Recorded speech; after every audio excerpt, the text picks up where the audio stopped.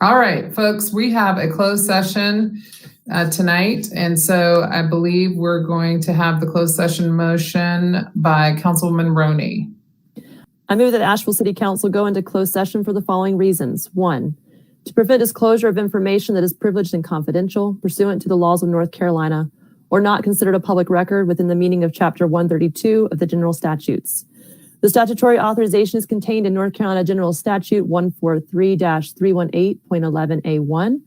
The law that makes the information privileged and confidential is North Carolina General Statute 143-318.10e. To establish or to instruct the city staff or negotiating agents concerning the position to be taken by or on behalf of the city in negotiating the price or other material terms of a contract or proposed contract for the acquisition of real property by purchase, option, exchange, or lease. The statutory authorization is contained in North Carolina General Statute 143-318.11a5. Before we vote, I know Gwen had a comment on the closed session motion. I understand that we're looking to purchase property for a shelter for our houseless community. But this is far bigger than the purchase of real estate. This is making the commitment to act as the lead agency in addressing the region's homelessness issue. This is making a significant strategic shift in the role of the city. In the past, the city has spent hundreds of thousands of dollars participating with other agencies in addressing the homelessness issue. By even discussing this purchase, we are fundamentally changing the city's role. We will lead the effort. Let me be clear. This is not just a real estate transaction. Homelessness is a huge issue. Homelessness is a crisis. The causes of homelessness are extremely difficult issues and must be addressed on a regional basis. We and the entire country have a huge problem around homelessness and the attendant issues. No one wants the city's parks and open spaces taken over by homeless camps. However, no one wants to just chase our houseless neighbors to another community either. This is a big issue, and the city has a significant role to play around this issue. However, the city has no or very little expertise with running a shelter or providing wraparound services.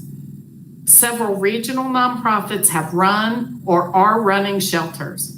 The county has not only the expertise in providing wraparound services, but it has the obligation to provide health and human services under North Carolina law. The city will, if this property is acquired, take on the lead role in providing shelter and in providing health and human services. We cannot take this role without regional nonprofits, our business communities, our residential communities, our faith communities, and the county government partnering with us. We need their long-term commitments if we are going to take on this role. Following CDC guidelines during the pandemic has required the city to provide alternatives for shelter if homeless camps are being eliminated. The city has done that and paid for that using federal funds. However, those federal funds will be exhausted within 2 years. After those 2 years, the city will still own a shelter. The city will still own its lead role as the solver of the regional homelessness issue. The city will still have the primary responsibility for providing shelter and health and human services for the homeless population.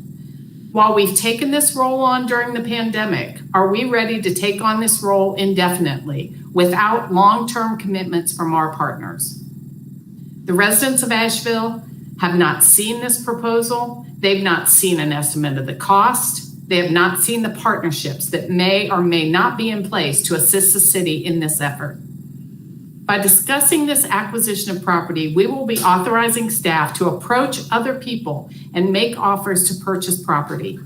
In good faith, those other people should be able to trust that the city staff has authority to complete a transaction. I don't want to pull the rug out from anyone who, in good faith, negotiates with the city.